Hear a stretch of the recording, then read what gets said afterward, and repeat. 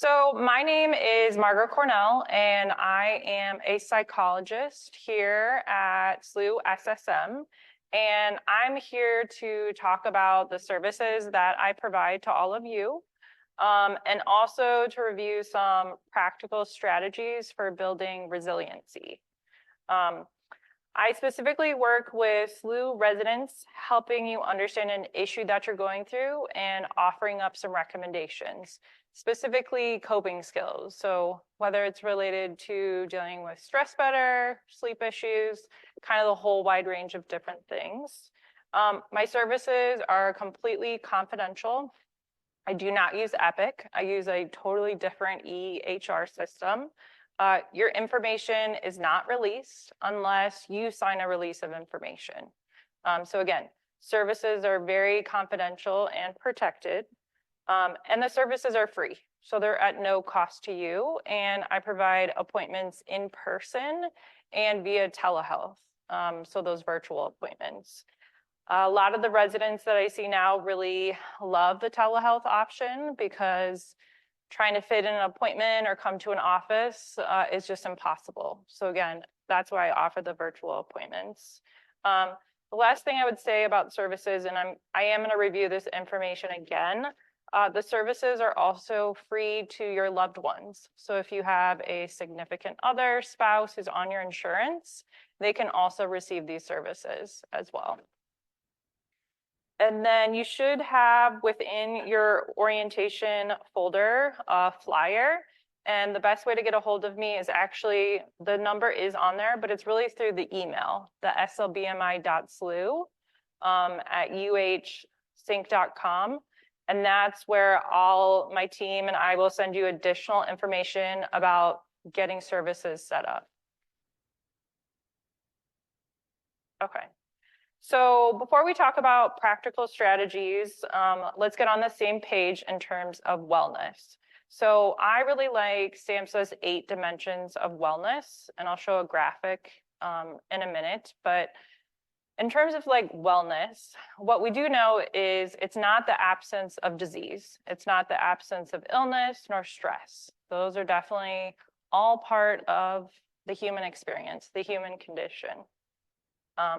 What wellness is, though, is not just one thing, it's lots of things. So it could be the presence of purpose in our life, satisfying work and play, joyful relationships, having a good and healthy relationship with our body, having a healthy living environment, which includes not only at home, but also where you work, and then happiness.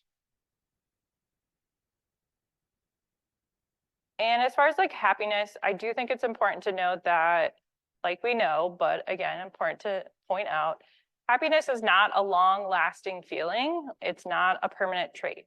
And so it's something that can be fleeting, and it's change, and it's a changeable state. And how I really look at happiness is it's an active process. So I feel like I'm probably like a lot of you, is that I don't just wake up and I feel happy. It's all the habits, all the things that I do beforehand in terms of boosting my mood. So maybe it's exercising, reaching out to my family, trying to eat healthy food, those types of things. And again, it's almost like a prevention in a way, is that I have to do these habits on a consistent basis to kind of help me to reach some happiness at times.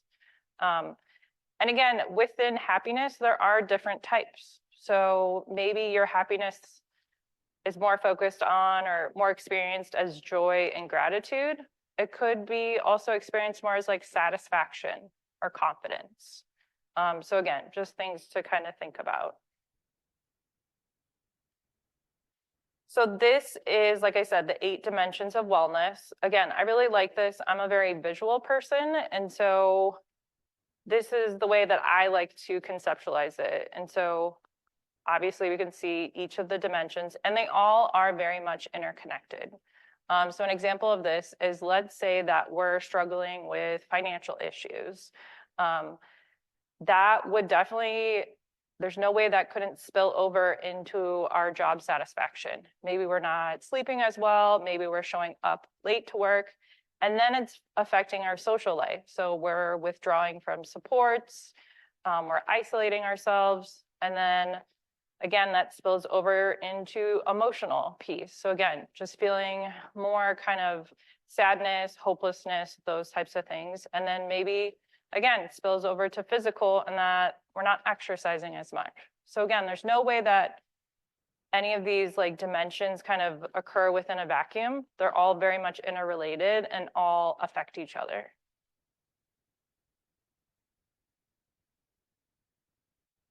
So residents that I work with tend to struggle with the following dimensions the most. So emotional, which we can kind of define it as coping effectively with life, creating satisfying relationships. Social, which is developing a sense of connection, belonging in a well-developed support system, and then physical. So recognizing the need for physical activity, diet, sleep, and nutrition. Any ideas why you think that's the biggest thing that you guys struggle with when first starting residency? You can just call it out. Anybody?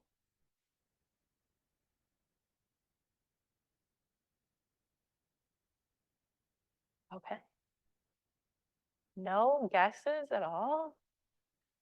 Neglect? Yeah. The thing that comes to mind for me is transition. So you guys are going through a major, major transition in terms of like residency.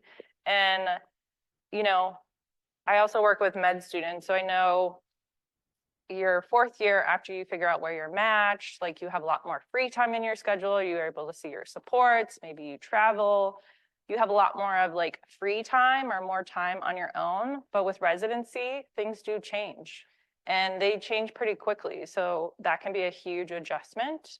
And that's where these different dimensions are affected.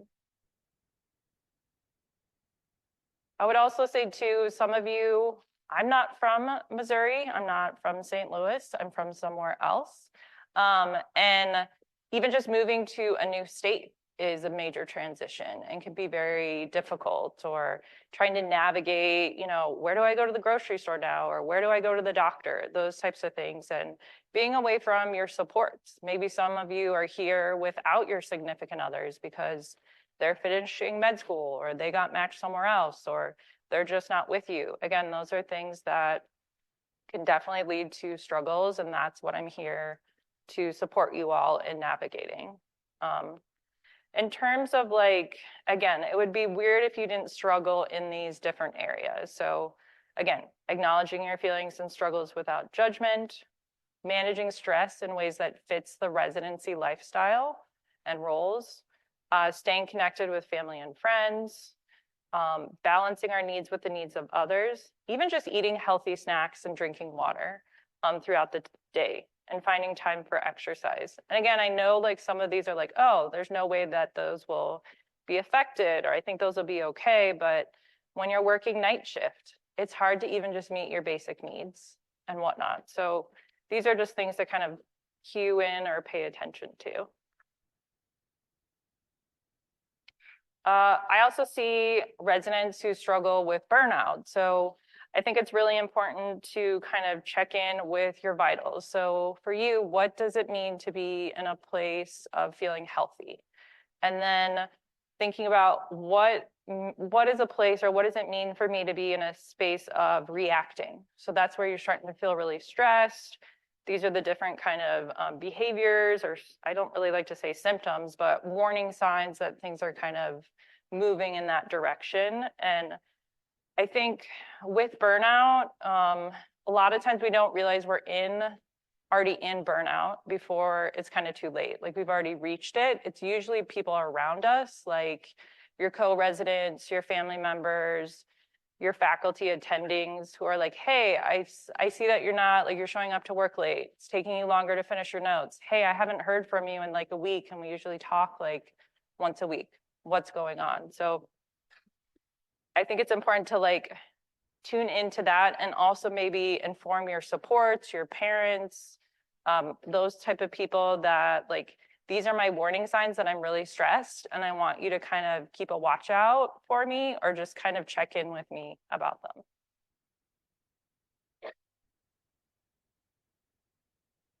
this is just, again, further information, things that you should be aware of. And again, like, what are your telltale signs that you're struggling?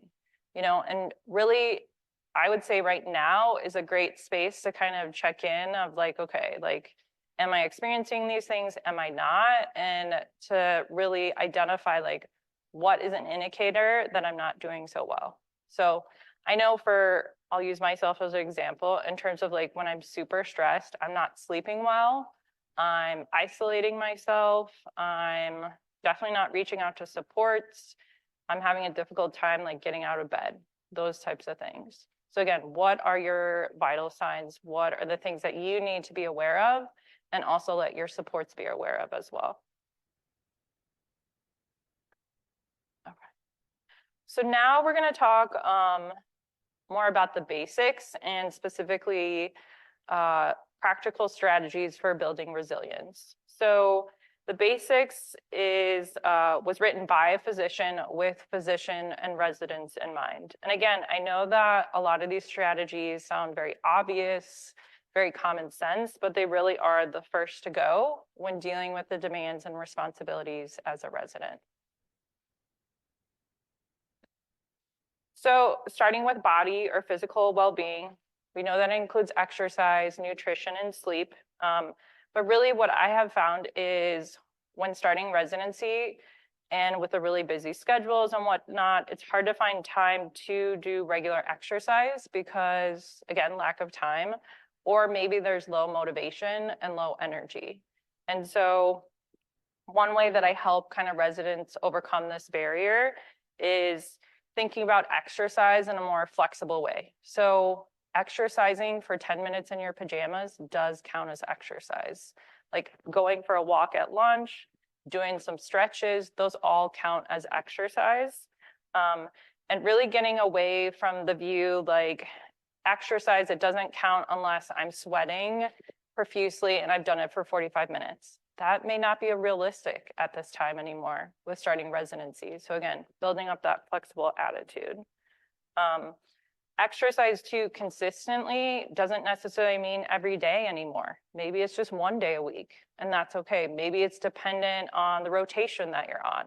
So again, having that very flexible attitude is really what helps you to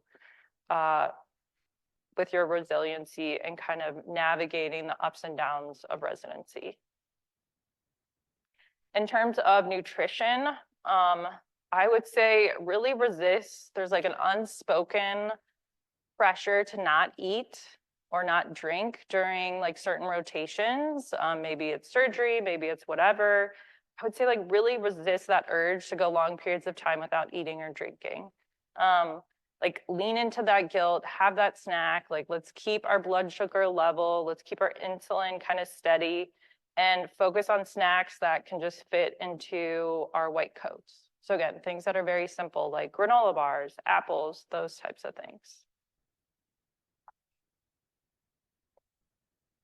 In terms of A for the basics, affect emotional well-being. So as humans, we are really prone to more negative self-talk. So it was very evolutionary for us to be able to plan for the worst and to kind of predict things that are going to happen or could happen because it kept us safe. It helped us to survive. However, unfortunately, in present day, those types of threats are not the ones we experienced back then. And so negative self-talk, that can lead to depression. That can lead to anxiety. It also can reinforce perfectionism, which I'm sure none of you guys have. And perfectionism, putting pressure on yourself to get perfect evaluations, to get the visits perfect, to do the documentation perfect. This really chips away at your resiliency. It chips away at your self-esteem. And so for me, how I work with residents is focusing on progress, not perfection, and knowing that mistakes are part of the process. It doesn't make you a failure. It makes you human, and you're still learning and growing. And again, just really focusing on residents, like how to change their thinking to something that's much more open and much more kind of flexible. Next, in the basics, we have social well-being. So having meaningful and quality relationships with friends, families, significant others. So really focusing on quality versus quantity. And it's okay if maybe the first year of residency or first 6 months, like you don't find someone that you are really close to. You don't have that really close friend yet. You know, that's okay. Keep putting yourself out there. Keep making connections and reaching out. I would also say be present with your supports. Avoid just talking about residency during the whole conversation with your parents or your siblings or friends who are not in medicine. It's really important to create that like healthy balance within your life. Then we've got intellectual well-being. So that has to do with applying your intelligence, skills, and energy to build resiliency. How you do this, focus on what's in your control. So there's a lot of things within residency that are not in your control. You can't make major changes to the EHR. You can't make major changes to maybe the workflow or how things kind of go or consultation or those types of things. So focusing on what you can control. I can control that I'm going to get my documentation done every day before I sign off for the rest of the day. Or I'm going to focus on this particular patient and then focus on the next one. So kind of taking it step by step. I think it's really important to try to stay curious with yourself, try to stay open-minded, and lean into discomfort. These first 2 years, it's all about just leaning into this discomfort and these transitions. And I would say working with them than having them work against you. Then we have community, which is well-being, feeling safe and accepted in your residency program and with each other. So factors that get in the way of community are self-doubt, fear of failure, and imposter syndrome. These are things that I see all the time with medical students, with residents, with fellows. And, it's normal to experience self-doubt from time to time. It's normal to experience kind of that imposter syndrome. But if it's starting to take over your life, you're ruminating over these things, that's when you really should come see me. That's something that I can help you with and really target those feelings of failure. And I would say too, another thing within residency is when things aren't going well, I see residents tend to isolate or not talk when actually there's probably other people within your cohort, within your team that are struggling themselves. So, reach out, be brave, be vulnerable. There's a way you can do it. It's still professional, and then you're getting the help that you need to improve.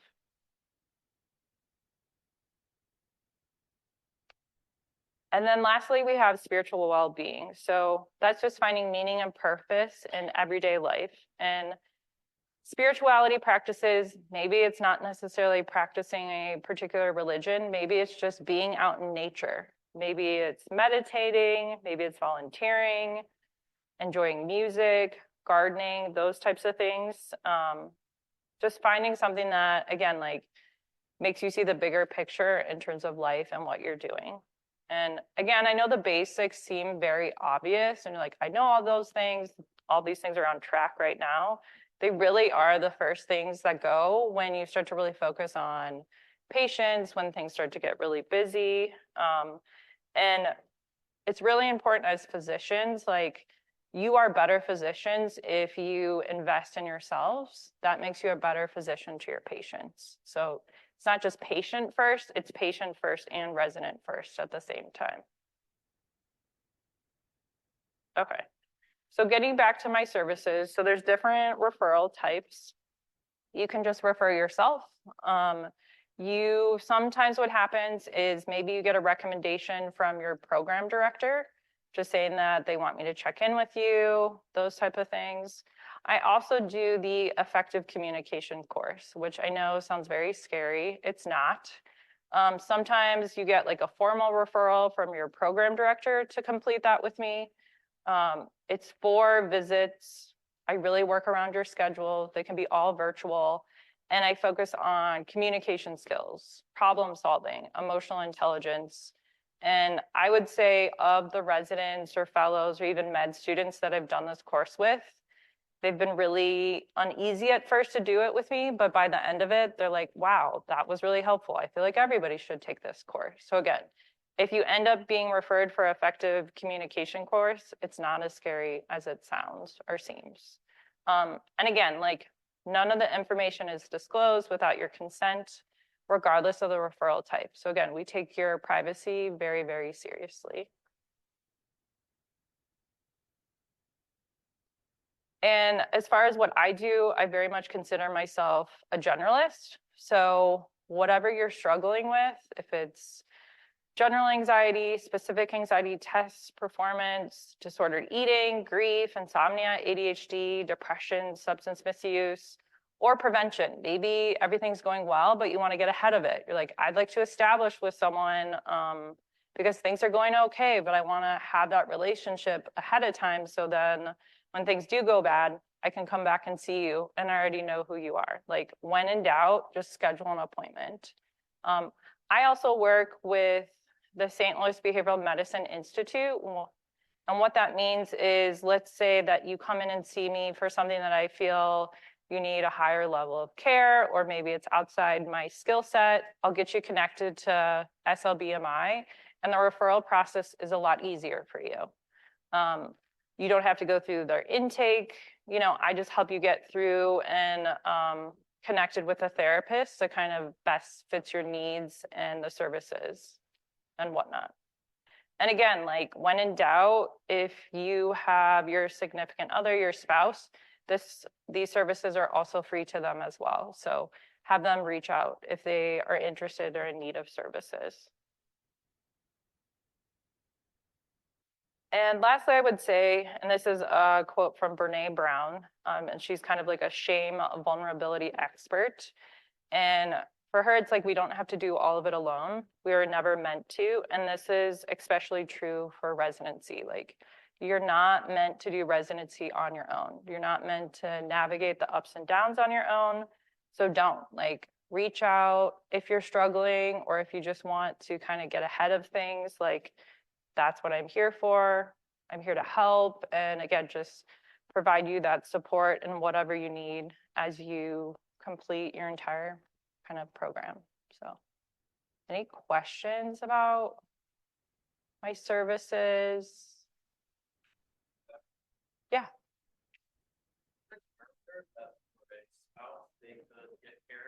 They were under the insurance. Does that also apply to the residents, or are you still eligible even if you're not on the health insurance for the rest of the month? Oh yeah, even if you're not on the SSM health insurance, that's fine. Yeah. Yeah. So you don't have, I think it's like Medica now or Well First or whatever. You don't have to have that to be able to do counseling with me. Any other questions? Yeah. There is not. There used to be, but now it is unlimited. So yes, there's no cap on services. I provide evening appointments too. So I kind of flip-flop from being on campus to doing telehealth. And so on my telehealth days, I see people as late as like 8 p.m. So again, trying to offer those services, do it in a way that works with your schedule, or at least you're able to get in your car and have the appointment there if you don't want to do it within like an exam room or somewhere else kind of within your rotation.